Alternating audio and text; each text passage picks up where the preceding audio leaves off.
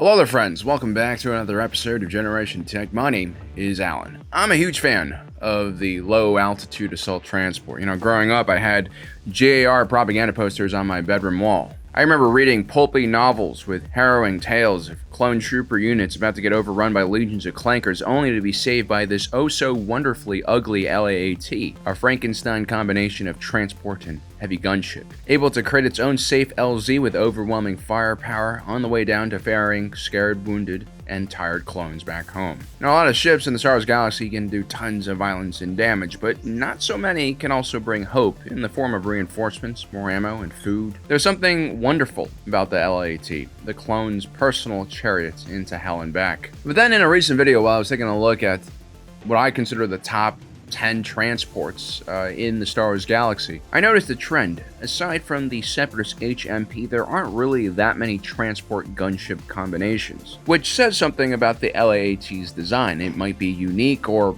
perhaps it's just ill-advised. I mean, the HMP is quite different from the LAAT. It carries droids on the outside of its ship. They're not very well protected because, they're made out of metal. And then you have things like the Mandal Motor Comrade class, but it's more of a heavy fighter/transport. A weird combination for sure, but the key word there is fighter. It implies that while heavily armored, it doesn't necessarily stay on station for a long time because they're very fast, which is kind of crucial for most ground attack vehicles if you think about it. The LAAT was wonderful in how flexible and modular it was, don't get me wrong. All of its variants give you so many different options, and in the early days of the Clone Wars when the GR basically had nothing in their motor pool, this is probably exactly what they needed. And so we tend to just pat the LAAT on its head and be like, "That'll do, donkey.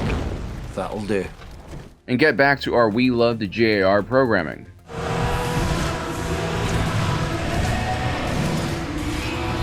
But here's the thing, blind nationalism does us a disservice. It also does the clones who sacrificed their lives for the Republic a disservice as well, because the truth is, the LAAT was far from perfect. It's just that the clone troopers didn't really complain about it at all because they were kind of programmed not to.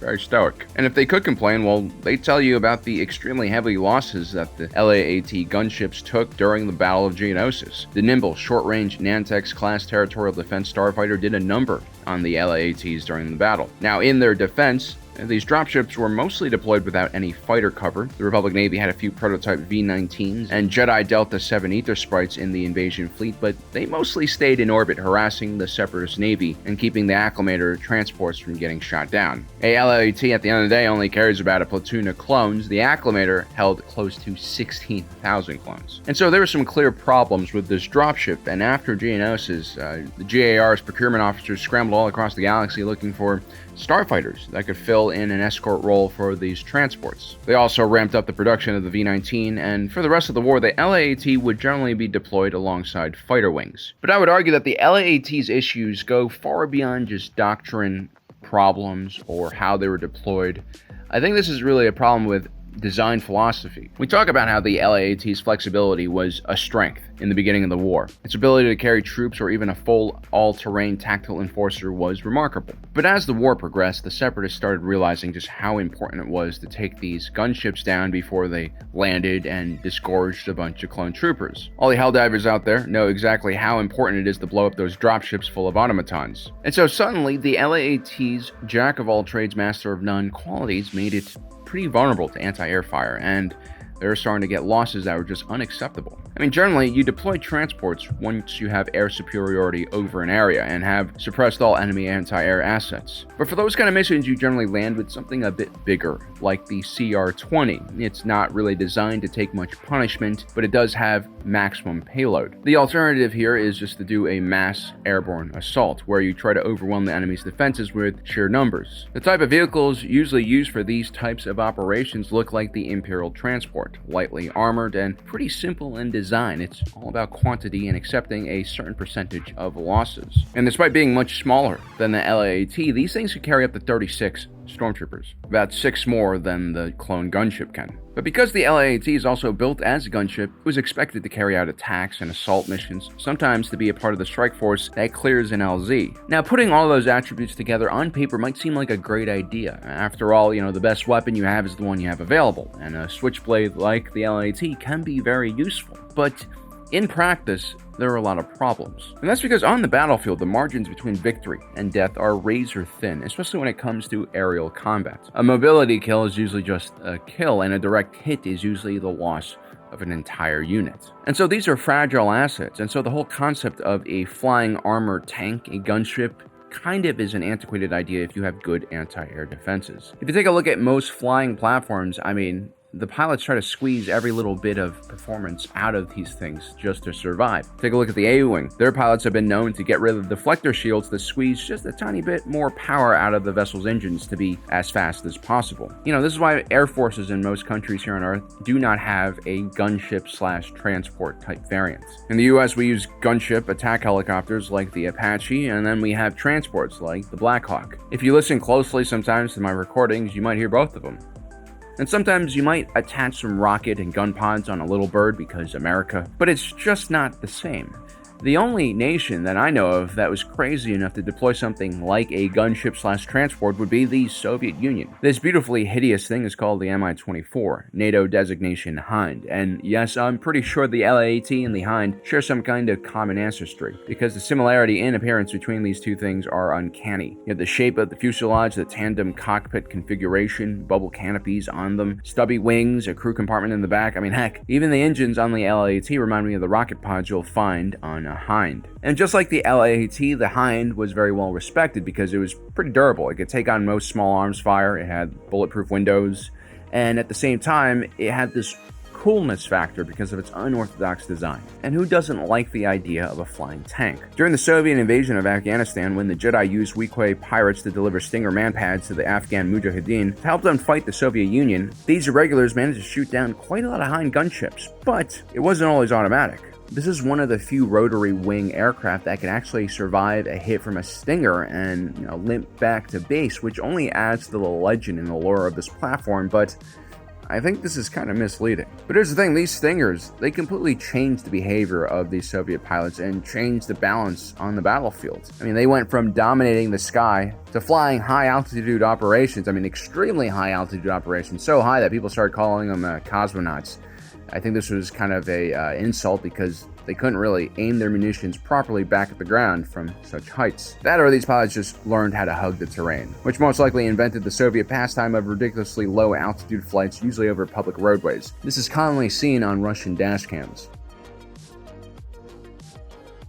That's not a Hind, but you get the idea. And so, what the Soviets ultimately found out was that the Hind, while beloved by the troops and the pilots that flew them, was pretty limited in its capabilities. I would argue most attack choppers became very limited once manpads were introduced to the battlefield. And even if the Hind was a decent gunship, it was perhaps heavier than it needed to be, especially compared to its NATO counterpart, the Cobra, and later on the Apache. Helicopters are already extremely vulnerable because of their lack of speed when compared to fixed-wing aircraft. So making a dual cockpit helicopter with a transport compartment full of men behind it was going to make it an even larger heat signal and slower target to hit. And it was also reported that a lot of Mi-24 pilots were kind of uncomfortable with carrying out ground attack missions while their transport was still full of people behind them. First of all, you can't have the same weapons loadout when you have 8 guys in the back weighing the thing down. But it wasn't just about weight. It was also the thought in the back of the mind of all these pilots that you have 8, well, actually more like 4 or 5 living beings in the back, and you just don't want to take the same type of risk because of that. At the same time, the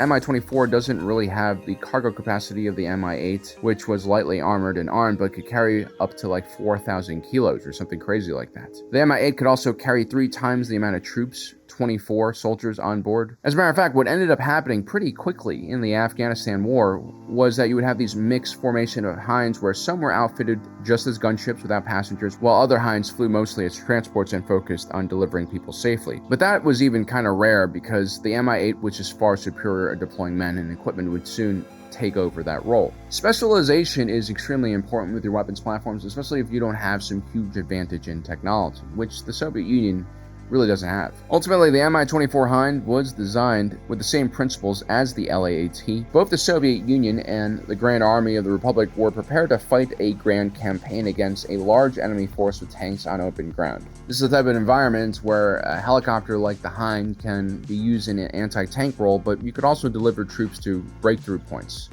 very quickly. The reality that the Soviet Union faced in the Afghan War was quite different from what they had planned. Just like how after the Battle of Geonosis, the battlefields the clones fought on were quite different as well. And so when I take a look at the LAAT, I see some very similar problems. During the Clone Wars, this was a gunship that was quite deadly in its own rights, with its belt-fed concussion missile launcher and beam laser turrets, but still it seems unrealistic for a gunship full of troops to strafe a landing zone multiple times before stopping and disgorging troops. It just doesn't make sense to expose your transports in this way. I mean, think about it, the only advantage a gunship like this has is surprising the enemy before they can set up their air defenses. I mean, what do you think is going to happen to the LAAT that has just made multiple strafing rounds on enemy positions around the LZ and then decides to land later on? I mean, they're gonna blow it up on the ground, and they're gonna love doing it because they're probably really pissed off at this thing from buzzing around overhead, spreading death everywhere. The same principle applies to what happens if a gunship lands and then disgorges troops and then decides to fly around the area giving support. The enemy will have time to prepare and set up a trap for the LAAT. Also, the LAAT is going to be an easy target to take down because of its slower speed and ability to loiter over a landing zone. And it doesn't have proton torpedoes and bombs like a Y-Wing, which can probably handle the job of ground attack much better. And if you think about it, after the Battle of Geonosis, how many times do you see these clone gunships hang around after dropping troops off and provide, some kind of fire against enemy forces? It was quite rare. And I think it just shows us the vulnerability of this type of ship. In the extremely deadly aerial battle space, you're either extremely fast and maneuverable, or you're extremely dead. Airframes and space frames have to be light because they are flying, and so you're going to have very limited protection. Now granted, the LAAT did carry up to 30 troopers, which is pretty darn impressive. It's not as good as the Sentinel-class landing ship, which could carry up to 75 troopers, but I still think the LAAT is a pretty good transport ship. I mean, you'll have to limit how many weapons are on board, how many munitions, to just make it a little bit lighter. You also have to get rid of some of the crew. I mean, you don't need 2 pilots and 3 gunners. That's just a crazy amount of people that could die if your gunship takes a hit. At most, you need just 1 pilot and 1 crew chief. That's all. Remember, the Galactic Republic ultimately wasn't the Soviet Union when it came to doctrine. The clone army was highly trained and completely outnumbered by the droid army. Therefore, the idea of an assault gunship/transport is probably a little too crazy for the Republic, which was really focused on keeping its clone troopers alive. The GAR couldn't afford another Geonosis. So the LAAT was a good transport, and as a gunship it also had merits, but it's clear that as the war progressed, these ships were mainly just used to carry troops, while other faster and more deadly fighters filled the ground attack role. This is a great reminder that things almost never go according to plans, and that what you have written on paper might just not work. Or it might work initially, but then your enemy will adapt. The battlefield is constantly changing, and so you have to keep your mind pretty open to how you're using your vehicles. Well guys, I hope you enjoyed today's video. Don't forget to subscribe and hit that notification button down below so you don't miss out on the rest of our awesome content. As usual, my name is Alan, reminding you that my allegiance is to the Republic, to democracy. I'll see you next time.